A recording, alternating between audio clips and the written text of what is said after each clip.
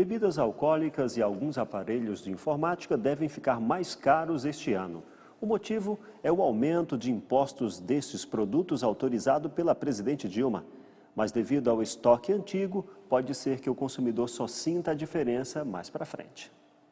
A partir deste ano, quem também não vai ficar de fora da lista de aumento de preços são os vinhos e os produtos eletrônicos.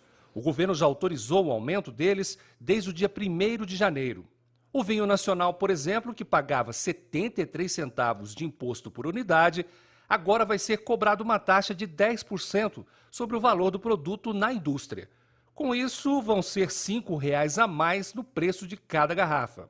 Mesmo quem não consome bebidas reclama da cobrança de tantos impostos. São muitos impostos demais, muito. Paga imposto até para morrer. Tudo que você vai fazer, tudo que você vai comprar, tudo tem imposto. Alimentação, medicação, a gente paga imposto de tudo. Se respirar, você está pagando imposto. O aumento de impostos é uma alternativa que existe ao governo para que ele consiga, obviamente, se reequilibrar nas contas, né, nas suas contas públicas e, obviamente, honrar com os seus compromissos financeiros.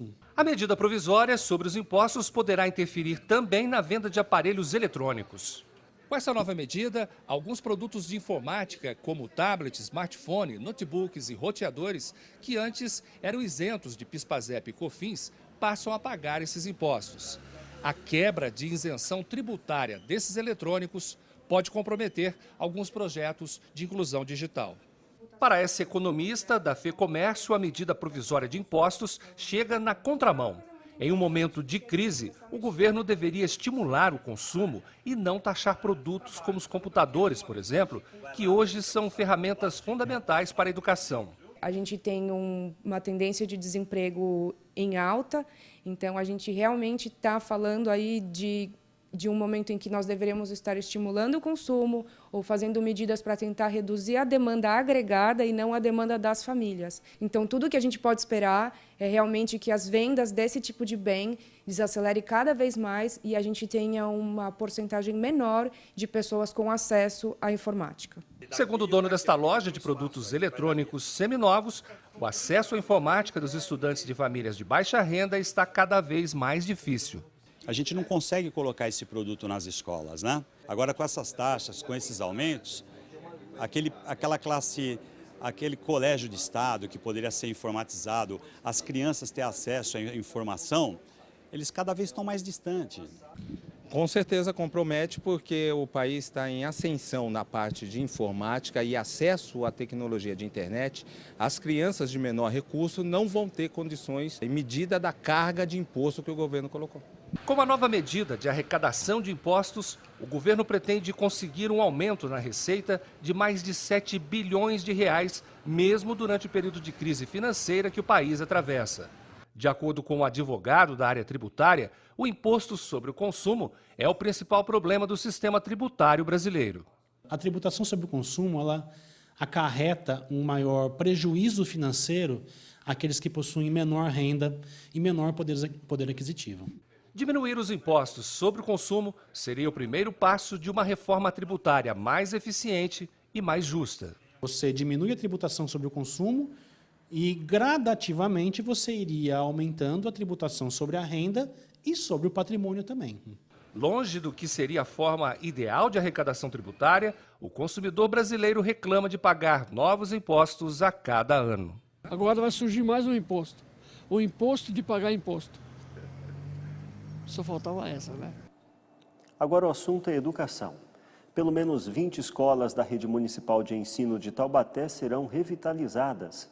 O investimento, de pouco mais de R$ 1.380.000, vai beneficiar cerca de 1.380 estudantes e inclui obras à parte elétrica, hidráulica e pintura. Outras 15 unidades devem receber reformas ainda no primeiro semestre deste ano. Dentre elas estão a Escola Professor José Ezequiel de Souza e a Walter Taumaturgo. Nesta etapa devem ser gastos R$ 4.320.000. Agora vamos à entrevista de José Carlos Cataldi com o diretor de museus de Taubaté.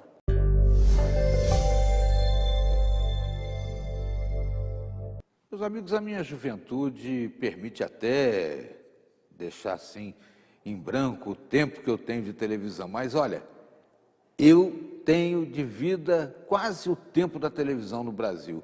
E na minha época, a gente não tinha muita opção, porque o que aparecia na TV era um índio de cabeça para cima, o outro para baixo, e de hora em hora aparecia alguém falando alguma coisa, tudo em preto e branco. Quer dizer, o que divertia a gente era a história que a vovó contava.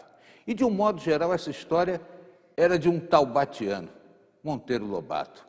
Que coisa maravilhosa a obra desse homem. E quantas pessoas importantes Taubaté já revelou.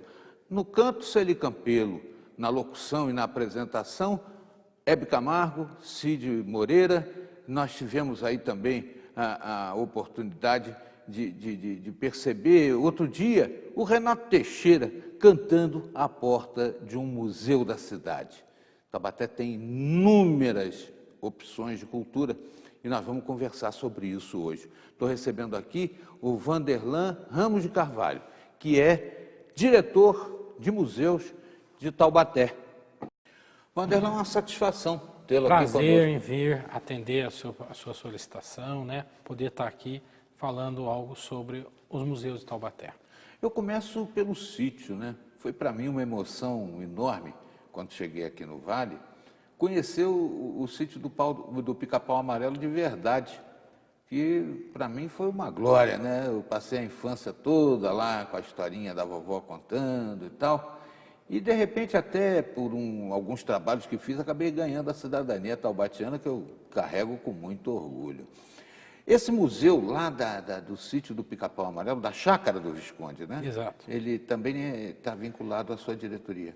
A área de museus, ela compreende o Museu do Quiririm, o Museu Monteiro Lobato, que é o sítio do Pica-Pau que você está falando, o Museu Paulo Camilleri Françano, que fica onde eu gerencio, onde é a parte administrativa, o Museu da Imagem e do Som da cidade, e nós temos o Museu de Paleontologia, que fica ao nosso lado, né, que é onde é administrado pela FUNAT, a Fundação Taubatiana, que é dirigida pelo Dr. Herculano Alvarenga, que é um cientista que vem pesquisando ao longo da vida dele, de 30, 40 anos, sobre fósseis no Vale do Paraíba. É realmente importante, né, que a gente tenha tantos museus na cidade que transpira cultura por todos os poros. E esse governo, o governo do Ortiz Júnior, tem aplicado recursos e fomentado, né, o resgate dessa cultura que estava um pouquinho complicada na hora que vocês assumiram os museus. Na verdade é o seguinte, o prefeito realmente ele tem dado apoio para nós, aos museus, né? Tem a formação de história, né? É formado de história, mas independentemente de qualquer coisa, ele quer a dinamização dos museus. Não vê o museu como algo estático. Ele tem... nós temos os alunos da rede municipal vão constantemente, nós temos as visitas monitoradas, nós temos a área de pesquisa, né, em todos os museus, tanto no Quiririm como no Monteiro Lobato, que recebe, Monteiro Lobato, como uma exceção, ele recebe uma quantidade de visitantes muito maior. Como você está falando, você vê... Tem peças teatrais, exatamente. Tem coisa fabulosa. As pessoas são recebidas no sítio do Pica-Pau Amarelo pelos personagens do Monteiro Lobato. É uma coisa bonita, festiva, as crianças adoram, né? Exatamente. Então, isso os adultos também, diga-se de passagem, eu gostei muito. O Museu Monteiro Lobato, eu posso dizer hoje, Cataldi, que ele assumiu uma dimensão muito maior que qualquer administração. Por quê? Porque ele é uma coisa que nenhuma administração ela consegue, hoje vamos dizer, por mais assim, a letárgica ela seja, ela consegue segurar o museu. Por quê? Porque o museu tem uma visitação, uma cobrança de um público externo muito grande, e existe um trabalho ali dentro que já tornou-se algo que é feito por osmose e que ele não para nunca. Sabe, é um museu que tem uma vigilância, se a gente pode dizer assim, uma cobrança da população muito maior sobre ele, né? Justamente por esse aspecto que você está falando, é a peça teatral, é esse ambiente festivo que se recebe os personagens dos livros do Monteiro Lobato, que recebem os visitantes, as crianças, quer dizer, toda essa manifestação que tem lá dentro é uma coisa... E uma coisa muito importante, né? O aspecto cívico, a brasilidade de Monteiro Lobato. O que eu vou falar aqui agora com você, eu acho que pouca gente sabe, né?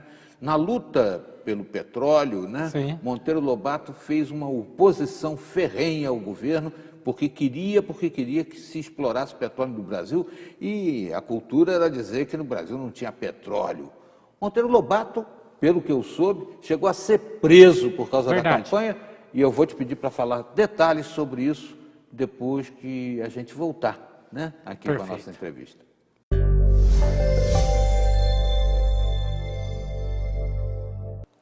Como já era esperado, a economia brasileira fechou 2015 com um péssimo resultado.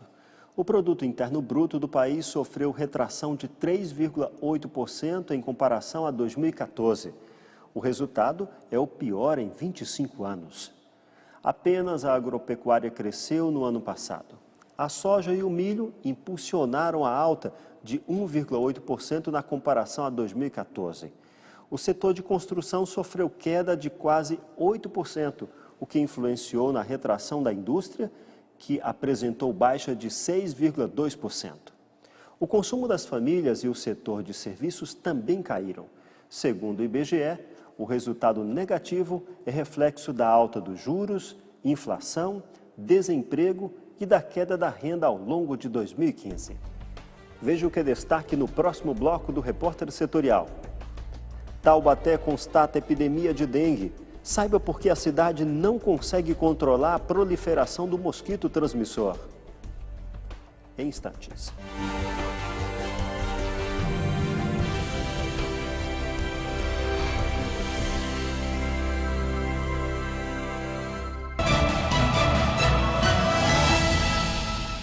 A rodovia Presidente Dutra é o caminho que liga a cidade maravilhosa à maior capital do país. E bem aqui, entre São Paulo e Rio, o nosso jornalismo registra e conta os fatos mais importantes. Em dias de racionamento de água, o que vale é a criatividade. Equipes de reportagens de Pindamonhangaba e Jacareí, comentaristas e convidados do Vale do Paraíba, Serra da Mantiqueira e Litoral Norte se unem para levar até você mais informação de segunda a sexta, do meio-dia à 13h. O repórtersetorial.com é o seu novo acesso.